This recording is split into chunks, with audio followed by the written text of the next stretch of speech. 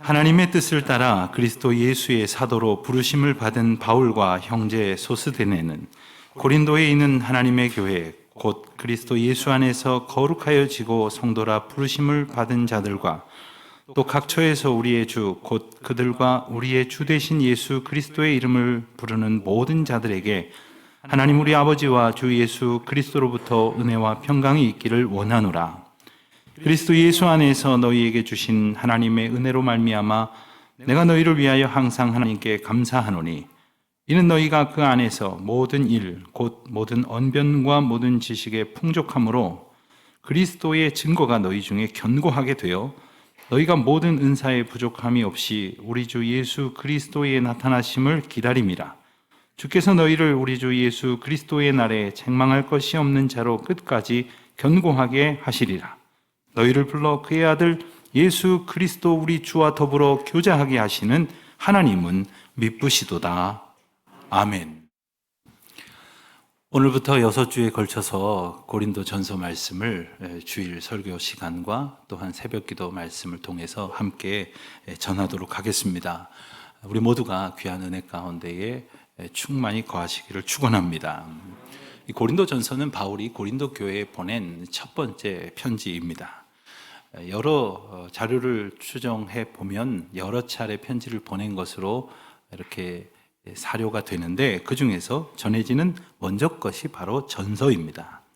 우리가 고린도 전서를 수신한 고린도 교회를 살펴보기 전에 고린도라는 도시에 대해서 좀 생각을 해보자면 지금의 그리스 아테네의 서쪽으로 약 65km 떨어진 곳에 위치한 부유한 해상 도시였습니다.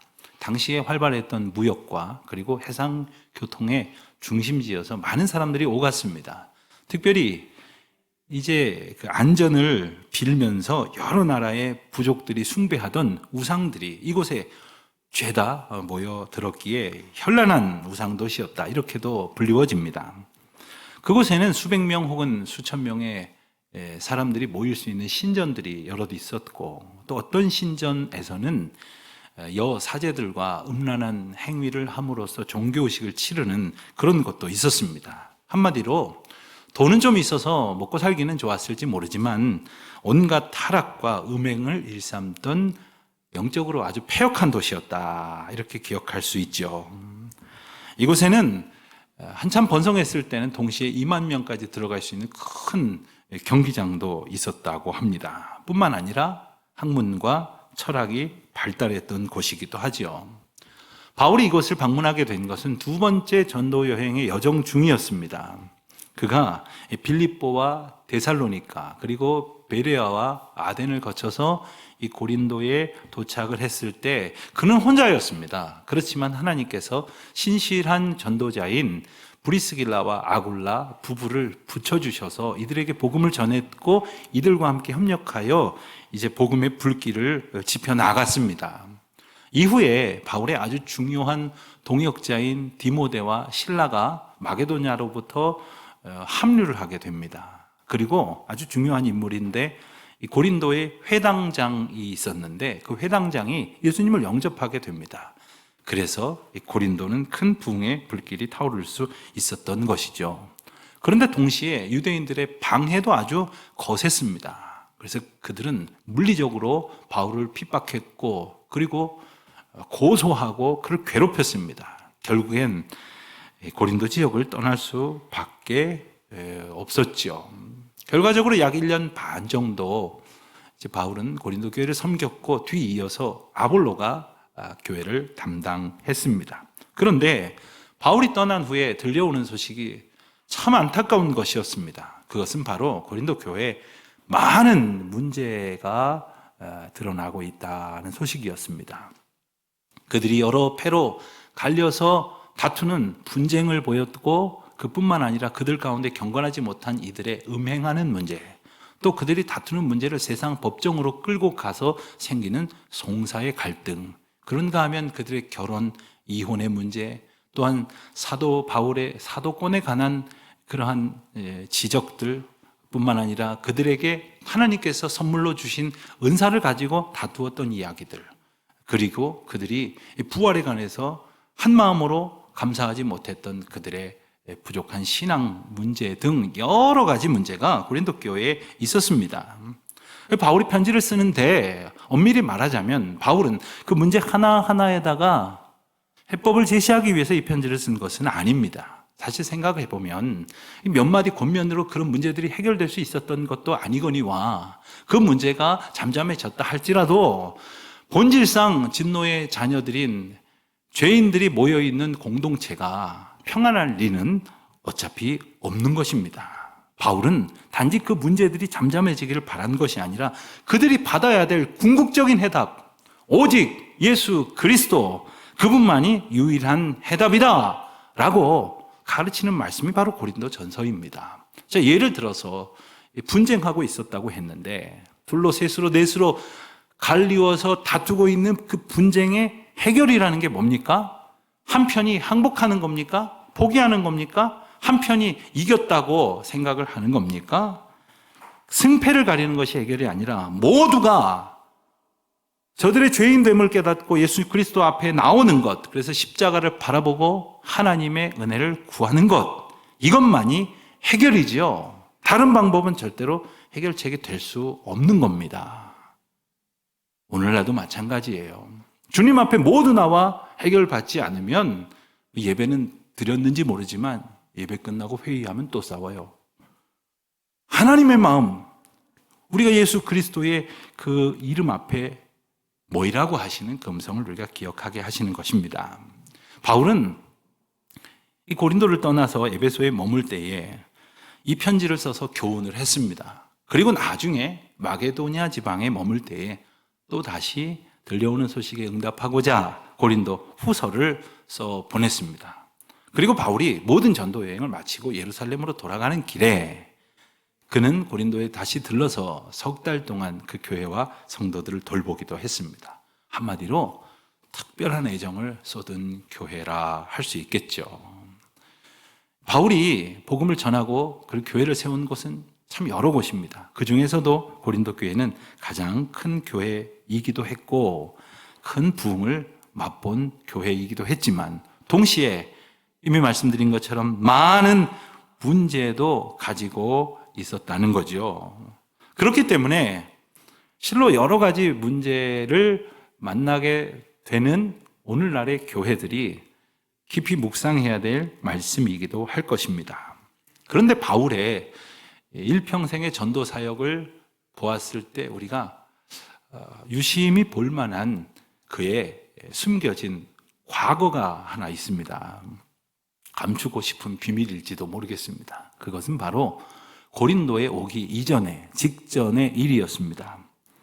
그것보다 훨씬 전에 바울은 지금의 터키 지방인 소아시아 지방을 중심으로 복음을 전하다가 2차 전도 여행 때 성령님의 인도하심을 따라서 이제 유럽 지역으로 건너가게 됩니다. 그것은 단지 아시아에서 유럽으로 복음이 전해지는 것뿐만 아니라 그동안에 이 히브리 문화권에서 헬라 문화권으로 복음이 전파되는 것을 의미하기도 했습니다.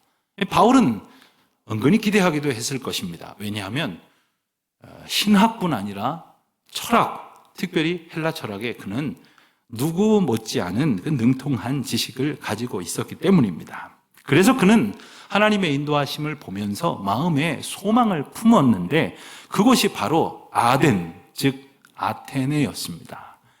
헬라 철학의 본산이라고도 할 수 있고 중심지라고도 할 수 있는 그곳에 가서 복음을 전해서 그 복음이 그 헬라 문화의 영향력으로 만방에 퍼져나가기를 바랬을 것입니다.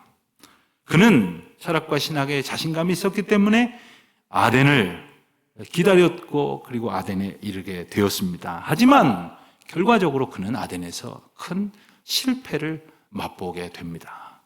이렇다 할 기록이 전해지지도 않고 있습니다. 바울은 그가 전도 여행을 다녔던 그 많은 도시들을 가서 복음을 전한 이야기나 혹은 교회를 세운 이야기, 결신한 사람들의 헌신한 이야기들을 자세히 기록을 남겨두고 있습니다만 아덴에서는 어떠한 내용도 전해지지 않고 있습니다. 아마도 아덴의 철학자들 앞에 그는 철학적 방법으로 맞섰기 때문이 아니겠느냐. 성경학자들은 이렇게 추정을 합니다. 우리가 기억해야 될 것이 있습니다. 하나님의 사람은 복음을 들고 세상에 나설 때 세상의 방법으로 나서서는 안 됩니다. 복음을 복음되게 해야 하는 것입니다.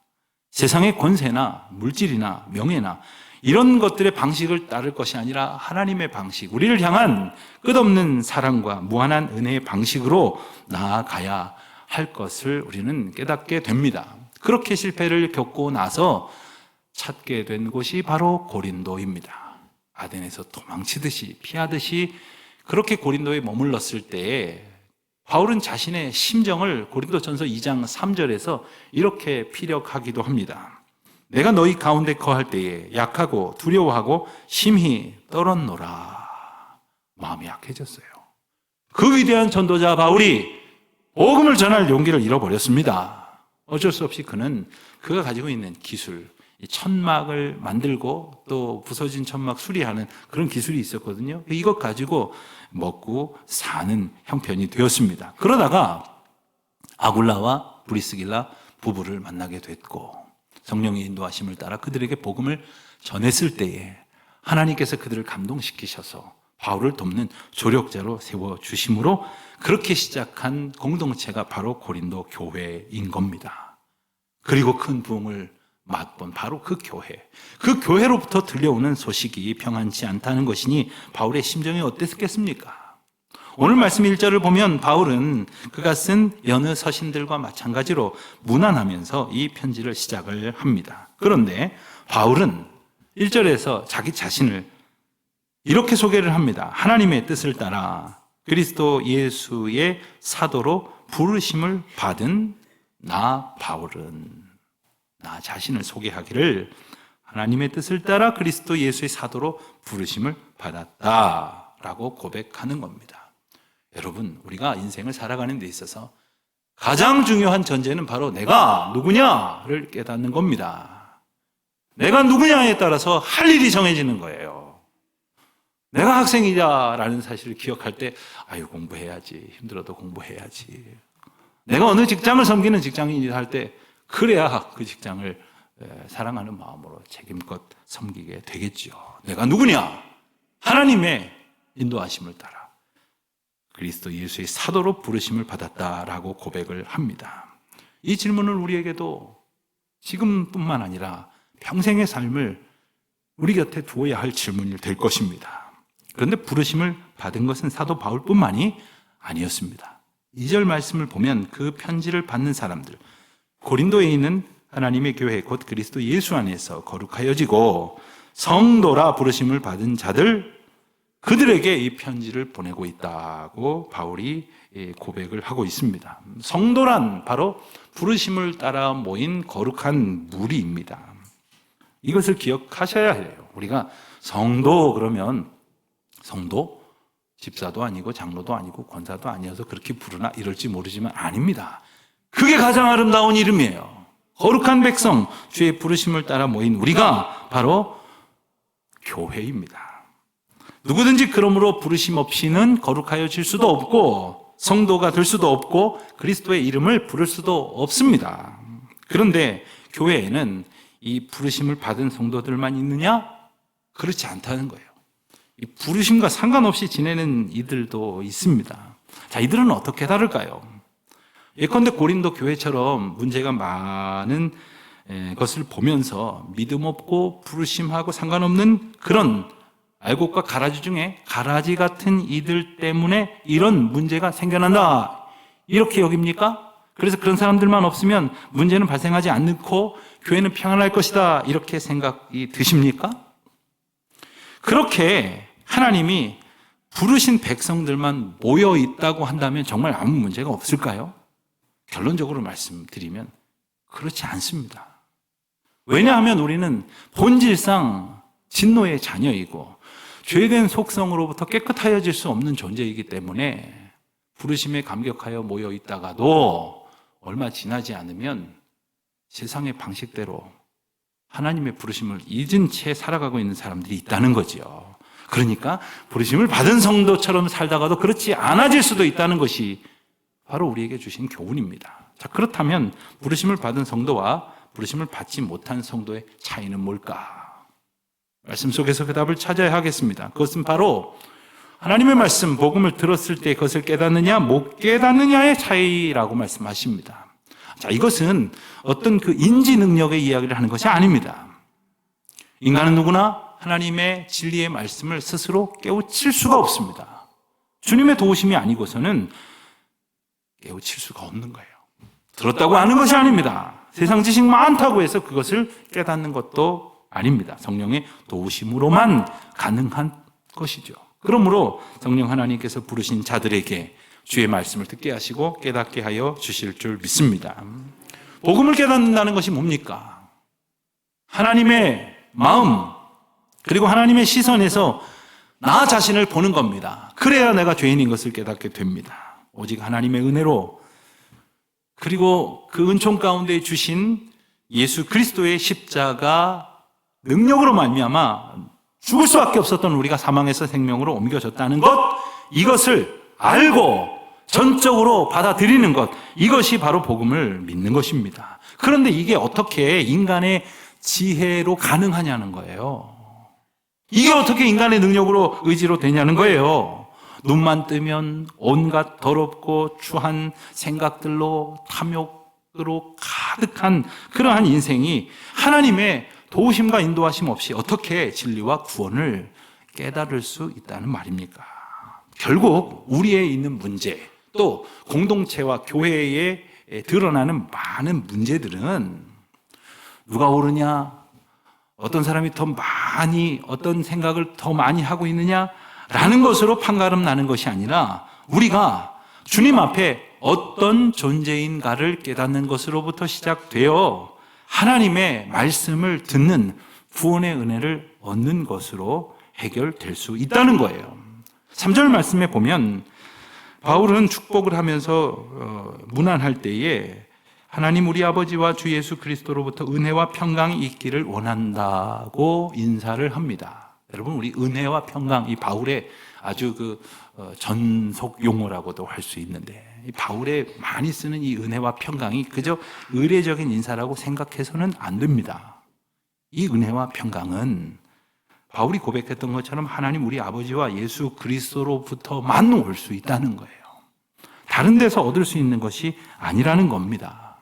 여러분, 지금 여러분을 혹시 억누르고 있는 어떤 문제가 있으십니까? 그 문제가 해결이 되면 여러분들은 평강의 평강을 누리실 것이라고 혹시 생각하십니까? 그렇다면 이렇게 생각해 보십시오. 그 문제가 없었던 때가 있었을 거 아닙니까? 그때는 괜찮으셨습니까? 그때는 아마 또 다른 문제 때문에, 또 이 문제가 해결된다고 해도 또 다른 문제 때문에 넘어지고 괴로워하는 우리 자신을 보게 될 것입니다.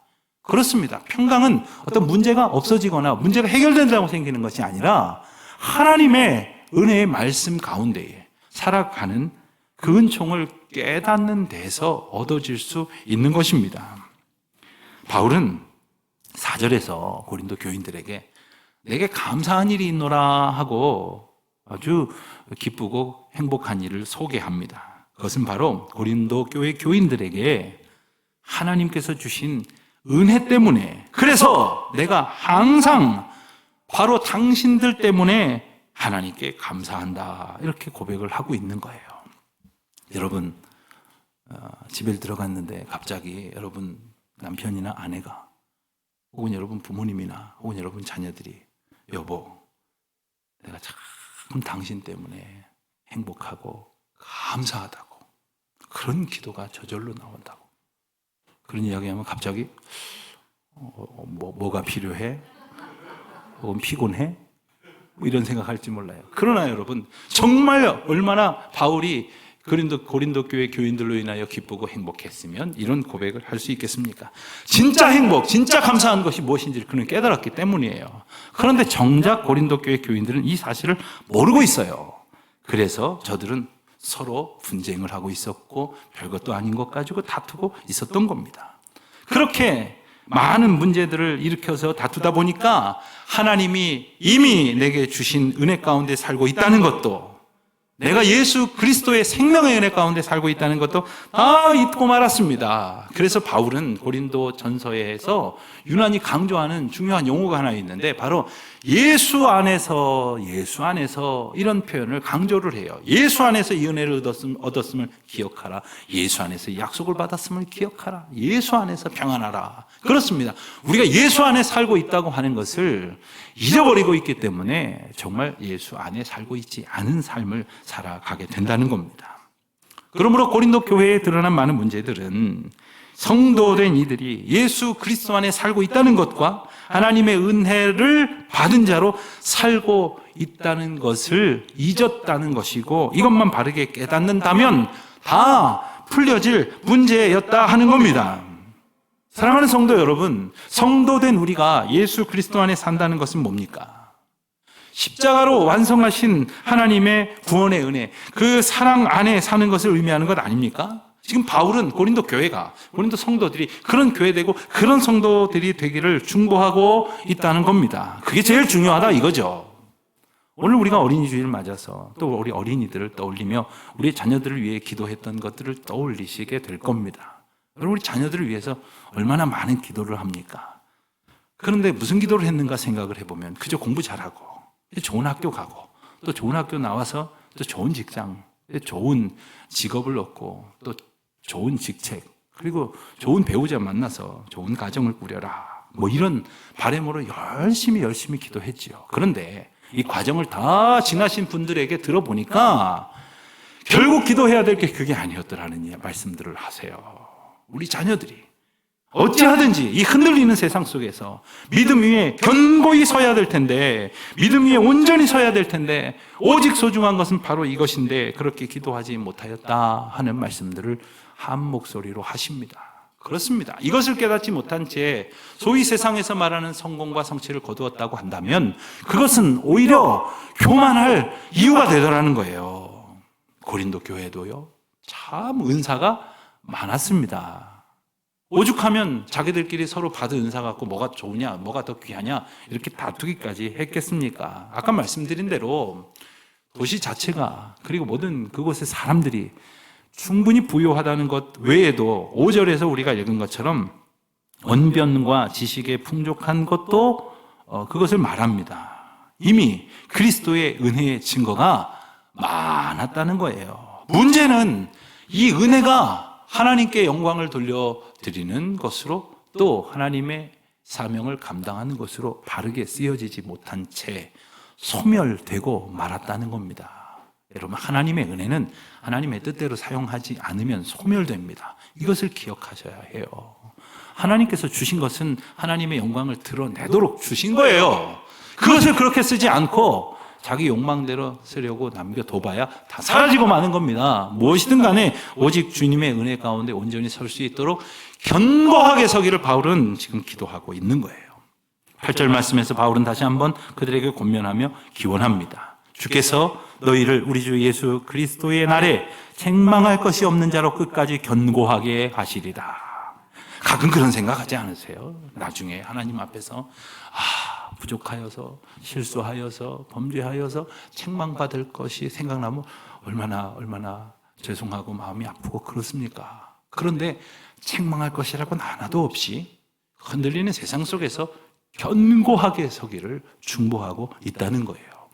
이 견고하다라고 하는 표현은 6절에서도 한번 반복이 되는데 헬라어로는 베바이오라는 이런 단어예요. 신약 성경이 별로 많이 등장을 하지는 않습니다. 그런데 이 단어의 뜻이 매우 중요합니다. 그것은 확실히 증거하다, 또 확실히 세워지다, 이런 뜻이에요. 하나님께서 여러분의 인생을 견고하게 하심으로 여러분 자체가 확실한 하나님의 증거가 되게 하시고 어떠한 세상의 요동침에도 불구하고 결코 넘어지지 않도록 확실히 세워주시겠다는 거예요.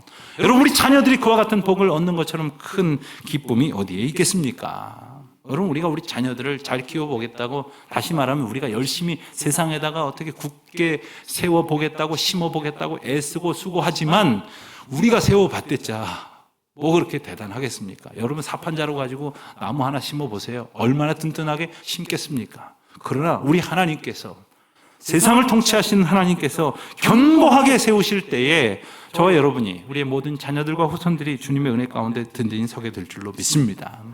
오늘 어린이 주일을 맞아서 우리의 가정의 자녀들뿐만 아니라 우리 교회에 있는 모든 다음 세대들이 그와 같은 은혜로 믿음에 견고히 설 수 있도록 우리가 해야 할 일이 있음을 함께 기억할 수 있기를 바랍니다. 먼저 간절한 마음으로 이 은혜를 하나님께 구하십시오. 참으로 어려운 시대 가운데에 우리가 다음 세대를 소망합니다마는 생각할수록 어려운 일 투성입니다. 그러나 주님께서 하십니다. 주님께서 그들을 사랑하십니다. 믿음 위에 견고히 서게 하실 것입니다. 그러니 우리의 자녀들이 그와 같은 은혜를 얻도록 우리로 우리의 할 일을 잘 믿음으로 감당해야 할 것이겠지요.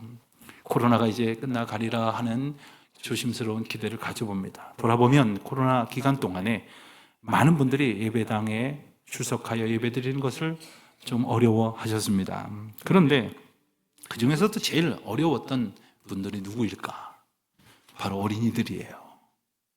왜요? 엄마 아빠가 데리고 가질 않는데 어떻게 가라는 거예요? 그들의 믿음의 소중함은 바로 부모들의 고백과 그리고 부모들의 간절한 소망 가운데 있었다는 것 아닙니까? 우리는 그 얘기를 바른 길로 인도하고 있는가? 우리는 믿음의 본을 바르게 보이고 있는가? 겸손한 마음으로 살아갈 수 있어야겠지요. 사실 따지고 보면 누가 누구한테 본이 된다는 말입니까? 참 부끄럽기 짝이 없습니다. 그러니 성령 하나님께서 도우셔서 우리 자녀들을 굳게 지켜주시고 믿음의 선한 길을 아름답게 걸어갈 수 있도록 되기를 기도해야겠죠. 우리 어린 아이들 이렇게 교회에서 돌아다니는 아이들 보면 너무 예뻐요. 얼마나 예쁘고 고마운지 감사한지, 그리고 아이들이 기도하는 것처럼 예쁜 모습이 없습니다.